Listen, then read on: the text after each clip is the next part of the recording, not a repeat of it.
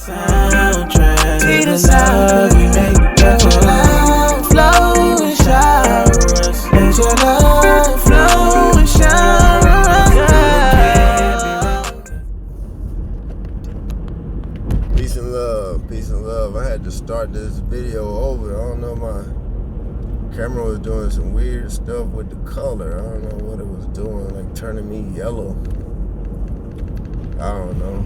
But so anyway, what I was talking about was yesterday I was talking to my bro at work, and we were just kind of laughing about like kids today and you know, the younger generations and just their evolution. And you know, he was telling me about his son who's now in high school and, you know, lifting weights and stuff like that. And you know, it's just when we talk about it, it's funny, you know, just the stages that our kids are going through, and you know, it's like we're seeing them take on certain things and or you know, beginning to do certain things, and for the most part, a lot of things that they're doing, their abilities are, you know, like far greater than ours. You know, I mean, like as far as what they are possessing at younger ages, like I mean, we were big or we were strong, but it's like to some degree, some of them are just bigger and stronger. You know, we were fast, but some of them are just faster. We were smart, but some of them are just smarter. You know, and it doesn't, we weren't saying that there weren't all of these things in our generation and generations prior. It's just kind of like just the evolution of time and how things have progressed, and you know, things and perspectives that we had as kids to see these situations evolve and kind of understand the perspective of adults when we were kids, you know, kind of certain situations. For example, me and my bro are both musicians, and we both, for the most part, kind of started the same way. We started on drums and eventually ended up on keys. And so, you know, we follow a lot of musicians on Instagram and stuff like that, and man, we're following like certain kids, teenagers that are like far more advanced than we are right now, you know what I'm saying? In our adulthood, these kids are like doing stuff that, you know what I'm saying, some stuff like we don't even understand yet. And kids are just doing it just like with ease. And it's just like on another level, man. And, you know, to just imagine what they'll be doing when they reach their 30s or 40s, you know, like us. And it's just like mind-blowing. And when we watch them, you know, it's kind of like a feeling of like, damn. Like, you know, it's like we're so wowed and impressed by what we see and hear that it's like, God. But it's it's from a loving place. It's from a respectful place. It's from a like amazement type of feeling, you know. It's no type of negativity. It's no kind of hate. It's just like, you know, and one thing we say jokingly is, like, I hate you. I hate that you're so good, you know. And it's jokingly, but it's like, that's something that he and I have always done for a long time, is be like, you know what, I hate you. To like younger musicians, but we always follow that with encouragement, and you know, of course they know we're kidding, but we follow with the encouragement, and you know, just telling them, man, just keep going, man, like, cause man, you got some impressive stuff going on, and you're only gonna get better. And so excuse me, I was sharing with him. He was saying like, man, you know, it's a cycle of time, and I was I mean, it was a cycle, and I thought about that thing, and I was like, man, I don't know that it's a cycle. I believe that there is an elevation happening. You know, with each generation, it's kind of taking it higher and kind of raising the bar, you know, higher and higher with each generation. And you know, we laughed because he was saying about his son now, you know, being in lifting weights and stuff now, and now it's like his voice has changed, you know, got the deep voice going on now, and it's like, you know, I have 2 daughters, so, you know, my story is a little different in how I'm seeing my daughters grow, but as a man, you know, hearing that story of his son and the lifting weights thing, and it just brought back so many memories of when I was in high school and I started lifting weights. And I remember going from week, and I ain't saying I'm big or cut or nothing now, but just I remember my high school days, and I remember how skinny I was coming into that. I remember struggling.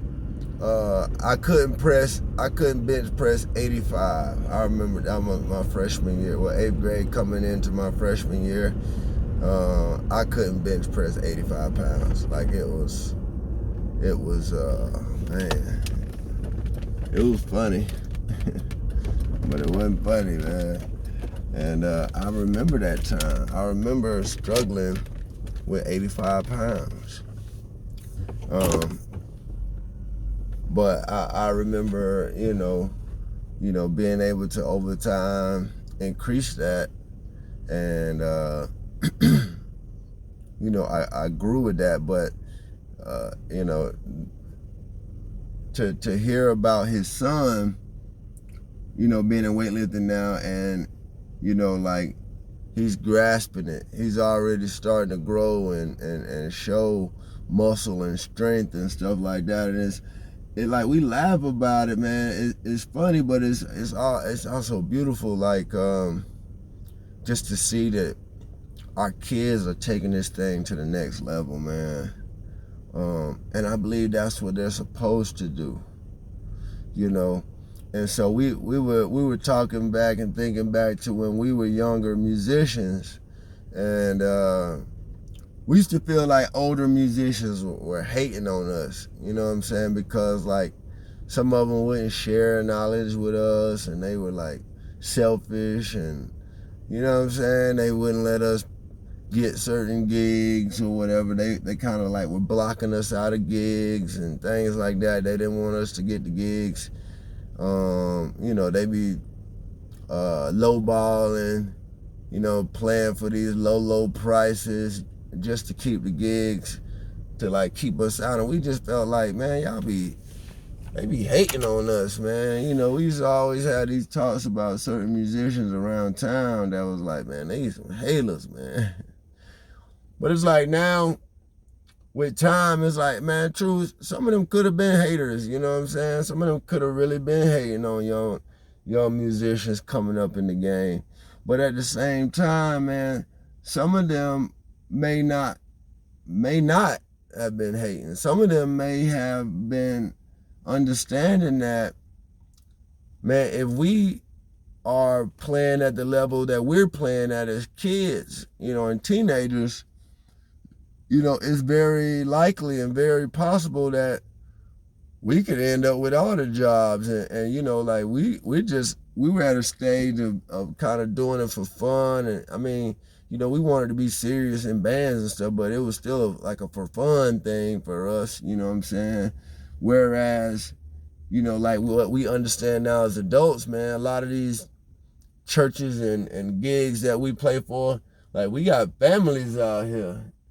You know what I'm saying? We got responsibilities out here, and man, we gotta make ends meet. We need we trying to make sure we feeding the family, you know. So you know, maybe those musicians weren't always hating. Maybe they were securing, you know, work to provide for their families, man. And it's like it gives you totally different perspective now to not just automatically assume that they hating on you, but they could be just providing a way, the way that they know how to provide a way for their families. And but understanding that the younger ones are going to eventually take it over. And that's what we feel now, that those OGs and those more seasoned musicians at that time were knowing. They were knowing that these young ones about to take it over, so I better hold on to this as long as I can. And that's why you saw a lot more dependability out of the senior musicians. They were, you know, they may not have been the best, you know, musician in town. They weren't the most popular musician in town, but they were known to be the more or most dependable musicians in town. And a lot of times when it comes down to churches and businesses that want their situations to operate consistently, not worry about where you at, you running late, you locked up, you got all this stuff going on, that they deal with the younger musicians. Is like, if I get me a seasoned vet, they done been through all that, they done got all the playing out their system because they got responsibilities. So, you know, they would get the jobs because of their dependability, not because of their talent, but because of their dependability a lot of times. And so now that we know that's the mindset behind why certain clubs and bars hire certain bands versus you like, man, I could play better, you know, if you think like that. I mean, cause we used to talk like that, you know, about being better than and better thans and all that, and who ain't goods. You know, like it's like you grow out of stuff like that where you're not competing and comparing yourself to other musicians. Everybody has their own taste. Everybody has their own flavor. And but you learn that, you know, maybe these people weren't hating on us when we were younger. Maybe they just knew that we would eventually grow and take it over. So, hey, let me get what I can. Let me get mine out of this while you growing and going through your little season. I got this, young blood, you know what I'm saying? I got this church over here. I got this bar locked down, you know, and I ain't really trying to give it up right now. Now I understand that that's not necessarily the way I move. I'm more so like and I feel like we were supposed to learn from that, you know, to have a choice in either continuing that as we became OGs or to change that. And I chose personally to change that. I felt like, man, give these young people everything they need to be successful. You know, give them all your tips, your secrets, your tricks. You know what I'm saying? Whatever you're doing, give it to them and give them an opportunity to go ahead and utilize it young. You know, your experience. It's like, and this is I always use this when I'm talking to young people about why I choose to give them every bit of game that I got, every bit of knowledge that I have, everything that I understand about a particular thing, why I give it away. And because I go back to this quote from Jay-Z. Jay-Z sold crack, so hopefully you don't have to go through that. And I love that quote because it's not just about selling crack, because I ain't selling no crack, but it's basically saying the bad times, or the rough, I went through that. I learned from that.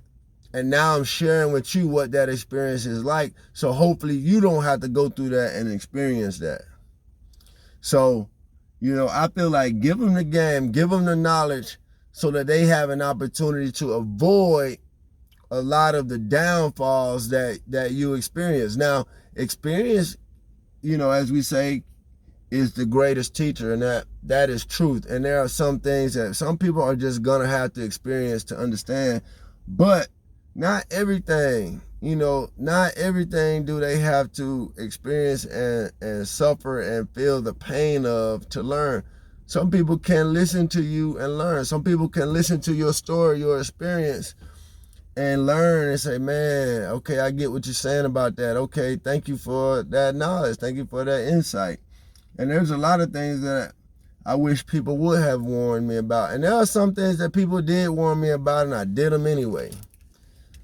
So, we're going to still make our own choices, but I choose to share all the knowledge that I have and, give these young people a chance to be great. I want them, and whenever they say, there's a lot of them that say, man, I want to be just like you when I grow up, or man, I'm going to be like you when I get older. I'm going to be like you when I grow up. And I always say, man, don't be like me, be greater than me. And I mean that. Like, I hope that whatever you seeing in me, I want you to know that you possess the same potential.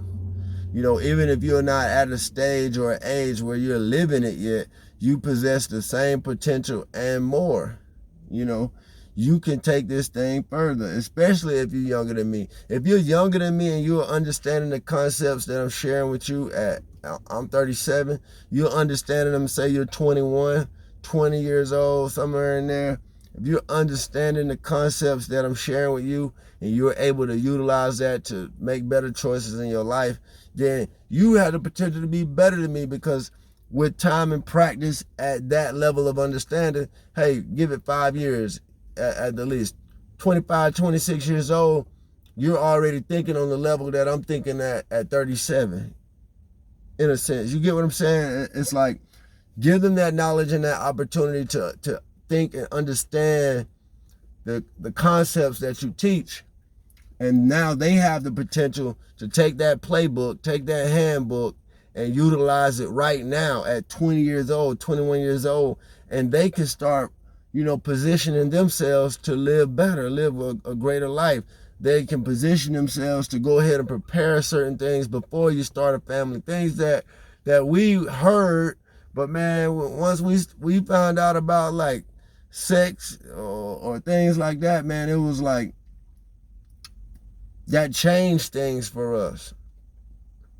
We were so excited about that new thing that, we just went crazy with that, but it's like, and I'm sure like a lot of generations, man, just went through that once you found out what that was, but at the same time, if I understood what I understand now, I would have went ahead and established myself. I would have already gotten my credit together. I would have already had, whatever house or car and whatever investments. I would have done all of those things, got my land, all of those things before I had my first child, knowing what I know now. I would have done all of that, then start my family, versus I just got started. At 20 years old, I had first one on the way. You know what I'm saying? I had nothing.